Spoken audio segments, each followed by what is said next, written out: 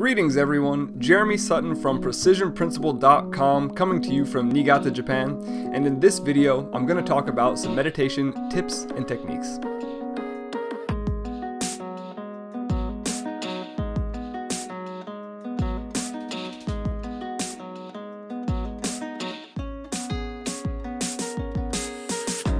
Because in the Art of Awareness podcast and on PrecisionPrinciple.com, we do talk about meditation, awareness, focus, flow states, and how they all relate to peak performance frequently.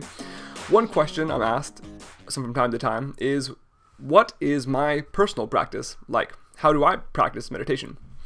And over the years, how I practice has changed from time to time.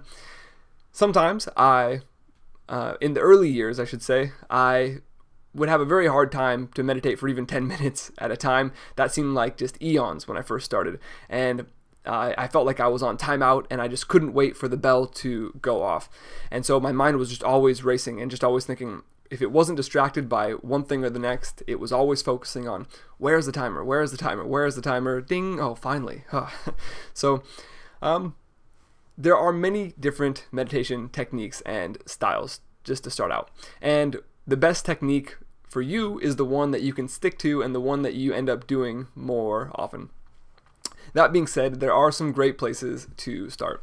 Now, I have personally found that a breath-focused meditation is a very solid foundation to go with. There are three types of meditation in particular. There are single-pointed focused meditations, and this is where we bring our attention down to a single point and focus on one thing. Then the next style is called open awareness meditation, and this is where we're not so much focused on one thing, but we're actually kind of not focused on anything and just sort of kind of balancing. It feels like balancing in the mind, whereas we kind of sit in our awareness, try to get back to witnessing what goes on around us and just noticing thoughts as they arise. This is a little bit more advanced because to do open awareness, open monitoring meditation, it requires the ability to focus and sort of create that clarity. So initially, it's really best to start with a single-pointed focused meditation, such as breath awareness. Another style is to light a candle and just focus directly on the candle. Or I'll get back to this. There's a couple techniques we can use on this style. The third style of meditation is called Metta Meditation. And Metta Meditation is basically where we actively try to foster feelings of compassion, of kindness, of loving kindness, of a genuine desire for the liberation of suffering of all sentient beings. This is kind of like the Tibetan Buddhist Bodhisattva path. But to wrap it up, that's single-pointed meditation, open awareness meditation, and metta meditation or loving kindness practices. So for most people, I would recommend, and I think most texts will recommend, to start with the single-pointed meditations to just kick it off. Now, the classic example of a single-pointed meditation is a breath-focused meditation, and that's how I start my practice every day. When I sit down on my cushion, I will start with just getting in a nice comfortable position, getting my back nice and straight, and for me it's always been easiest to focus on the feeling of the breath as it enters and exits my nose. In particular, you can take notice that when air comes in, it's a little bit cool, and when it goes out, it's a little bit warmer. So noticing the subtle distinctions between the breath as it goes in and out. But obviously thoughts come in very quickly, and especially at the beginning. I've been meditating for several years now, and even though I meditate for 30 minutes every morning, it still doesn't just come so naturally, so easily. It's thoughts come pouring in some days more than others. So you're sort of, the conditions of your mind have a big influence on whether or not the single-pointed focus is so easy or not, and it's never that easy. But some other options though, some other ways, there's because, let's face it, when you're just doing single-pointed meditation, you do get pretty bored, especially at first. So what can we do about that? Well, I've used a number of techniques over the years, and I still kind of go back to them. If I notice that my mind is wandering a lot, we'll do a couple different things. In particular, there's at least 4 places in your body where you can notice breathing. So for example, when we're doing breath-focused meditation, we want to be aware that usually a diaphragm breathing is what we're kind of going to start with. And especially in a yoga practice, this is also diaphragm breathing. Diaphragm breathing is the feeling that your stomach, when you diaphragm breathe, your stomach should be going in and out and be able to feel the breath there. And that means you're breathing into the bottom of your lungs, which is different than chest breathing, which if we're kind of unconsciously breathing, we tend to chest breathe like, but when you diaphragm breathing, you should be able to put your hand on your stomach and notice how in this breath, my chest doesn't move so much. In a yoga practice, we want to get the diaphragm breathing, chest breathing, and even clavicle breathing. So we're using the entire space in our torso. But for meditation, we don't need to breathe so fully. But the point is that there are 4 places that you can notice the breath.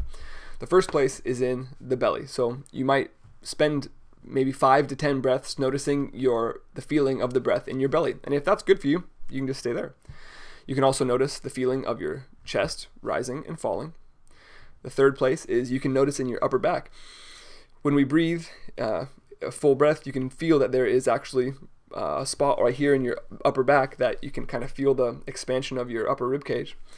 Then there's also, I guess there's maybe 5 here, you can notice the feeling in your throat, because the air will kind of cross that spot like right here in your throat. You can feel it coming in and out. And then there's the nose. So any one of those points are totally ideal for focusing. It just kind of depends on what you prefer. You know, I have always found that the nose is easiest for me, but that's because I feel like it's closest to my mind. It's like really close to when I'm meditating. It seems like it's really close. And when I'm focusing on my stomach, for example, I feel like my awareness feels moved away. But that's just my experience. For example, when I was in North Thailand in Doi Suthep, I did an intensive meditation. I was going to be there for 7 days before I got food poisoning and had to kind of leave on day 4 or 5 or something. But there, they give the instructions to focus on belly breathing, and in particular to recite to yourself the words rising, falling, rising, falling, as your breath goes in and out. And by saying the words in your mind while your breath is going in and out, this is really the essence and really the beginning of the single pointed focus meditation. Right when you first sit down to meditate, and I do this all the time, whenever my mind is wandering a lot, I will come back to this saying rising, falling, because these words are like an anchor. It's a definite one point that you can say, yes, I'm pretty confident that my focus is single pointed. Now, that's not to say that while you're saying rising, falling, sometimes I have a song in the back of my head, sometimes I have thoughts that are like kind of trying to get in, but I have to kind of like work to keep focused on the rising and the falling. But over a few minutes, usually if you can stick with this, your breath will, your mind will sort of calm down. And then you can just follow the feeling of your breath without having to say that in your mind. For me, my meditation tends to be a lot more effective when I get to the point of not having to recite those words again and again.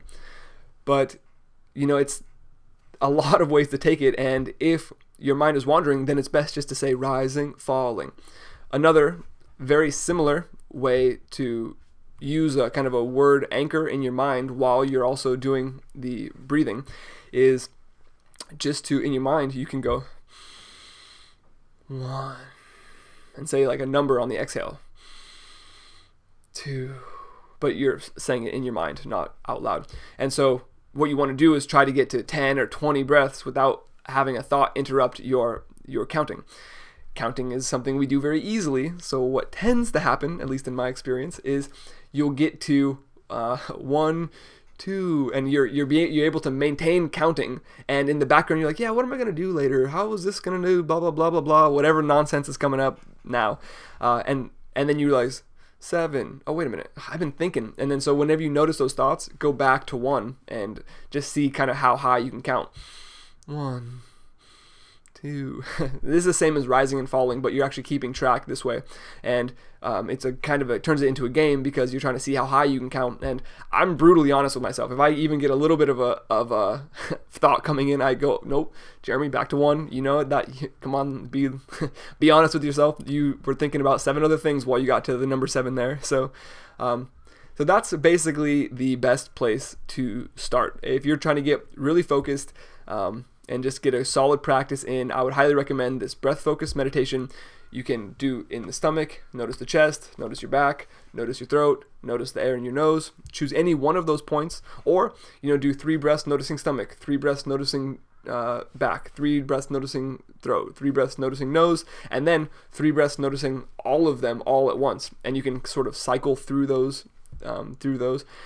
Basically, there's a lot of techniques, and you can experiment them with each one of them day to day. I would recommend spending a week at a time using, for example, try the counting for a week at a time, but or try the rising falling for like 3 or 4 days at a time to see after a few days which one sort of resonates with you. At this point in my experience, I juggle between them. For example, if I notice, because each one is kind of like a tool in my toolbox now. So if I find my mind wandering, then maybe I'll go back to rising, falling, or maybe I'll go back to counting to see if I can get back to 10. And eventually, though, I want to be able to focus on the feeling of the breath without having to narrate the counting in my mind, because that for me feels like more on point and more effective. And also, when you're not saying the words, you're also a lot closer to what the open awareness meditation is like. And in the Tibetan Buddhism and many of the meditation techniques there, basically most of the meditation practices in that tradition are based on open awareness meditation. That's where some of the real benefits come from open awareness.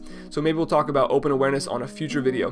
In the meantime, thank you for joining me. Go ahead and check out precisionprinciple.com, and you can get a guide, a single practice for transformation. It's an explanation of meditation again, or of course join the game, and that's a way to take meditation, mindfulness to the next level, bring these results out into your life. Go ahead and click subscribe below if you enjoy these videos. In the meantime, keep learning, keep growing, and make every day count.